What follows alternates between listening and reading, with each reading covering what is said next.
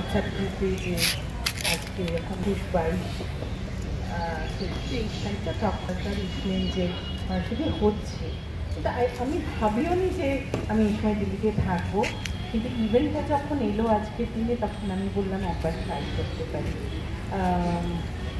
আমি নিজে একজন প্রবাসী বাঙালি, ২২ বছর পর্যন্ত আমি কোনোদিন কলকাতায় আসিনি বা বেঙ্গলে থাকিনি, ধানবাদ, বিলাসপুর, বাইরে কোচিং বেলসগুলো ছিলাম, যার জন্য আমি জানি যে বুঝি যে প্রবাসী বাঙালিদের ফিলিংটা কী রকমের।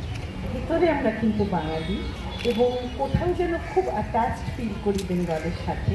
সেই মানুষটা যখন ২২ বছর পরে আজকে বাংলায় একটা রায়চৌধুরী ফ্যামিলিতে গিয়ে পড়লো এবং ৪০ বছর ধরে আমরা এখন কাজ করছি অন এডুকেশন, বাঙালিদের আমার মনে হয় বাঙালিদের দিল্লি অন্য স্টেট কেন আমরা সব জায়গায় এনএবিসিতে গিয়েও দেখি বা লন্ডন ফেস্টিভ্যালে গিয়েও দেখি, সেখানে কিন্তু বাঙালিদের একটা আলাদা রূপ। এবং আমরাও যে যখন কোনো প্রোগ্রামে যাই হোক কিন্তু শাড়িটা এমনই করি যেটা যেন বাংলার প্রোডাক্ট হয়। সেখানে কাঁথার কাজ হতে পারে, বাটিকের কাজ হতে পারে বা বাটিকেরই হতে পারে। এই যে প্রাইডটা, বাঙালি হওয়ার প্রাইডটা, আমার মনে হয় এটা আমাদের মধ্যে খুবই প্রগাঢ়। এবং আমার যে আলাপ আজকে চন্দ্রাদার সাথে বা কলকাতার পথঘাটা গ্রুপের সঙ্গে, ওনারা বলছেন ওনারা সবাই সংগ্রহ করেন।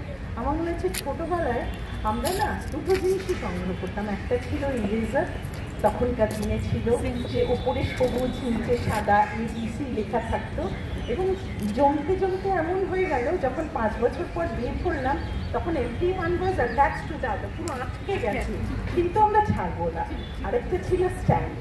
তো সংগ্রহ করার না একটা আলাদা মজা আছে, একটা আলাদা অ্যাডভেঞ্চার আছে। ওনারা যেভাবে করেন মানে it is a passion, nothing beyond passion. এবং এত ভালোভাবে আমি জিজ্ঞেস করি এই নোটসগুলো এত বছর ধরে লিখেছেন কী করে। সো এই যে মন প্রাণ দিয়ে একটা জিনিসকে ভালো রাখা, লোকের সামনে আজকে ডিসপ্লে করা, ইট ইজ অ্যান আর্ট। আর এই আর্টটাতেই মনে হয় আমরা বাঙালিরা খুব ভালো পারি। আরেকটা জিনিস না বলে পারছি না, এই জোনটা আমার মনে হয় অনেক পারপাসে ইউজ করা হয়।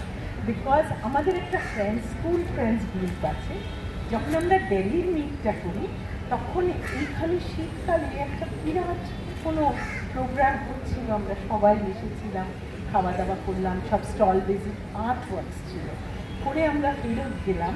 মানে এখন অনেক দিন পর ওই দিনের কথাটাই মনে পড়ছে যে আজকে কলকাতা কথার জন্য আর আপনাদের দিল্লি বেঙ্গলি অ্যাসোসিয়েশনের জন্য I could again step into that same zone, same area, but moments are different, people are different, but each and every moment is very priceless. Thank you so much আমাকে এখানে রাখার জন্য। থ্যাংক গড আজকে কবিজি ডেকেছিলেন, মানে আমার just আশারই কথা নয়, হঠাৎ করে হলো ওখান থেকে এটা, দ্যাট ইজ ফর ডেস্টিনি।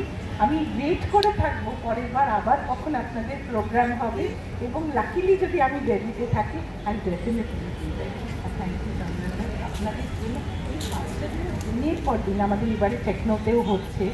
আমি চাইছি এই কাজটা যেমন বাড়ে, not only size wise but quality wise. এবং এই যে স্টুডেন্টসদেরকে দেখানো মানে আমি কিন্তু নেক্সট জেনারেশনের কাছে নট অনলি জিনিসগুলো বাট এই যে একটা এক্স্যাক্টলি এই যে একটা মেসেজ যাচ্ছে যে এগুলো প্রাইসলেস, এগুলোর একটা কানেক্ট আছে তোমাদের সাথে। এটা মনে হয় অ্যাজ অ্যান এডুকেশনাল গ্রুপ আমাদের সকলেরই উচিত পরের জেনারেশনের কাছে করতে। থ্যাংক ইউ সো মাচ দিদি।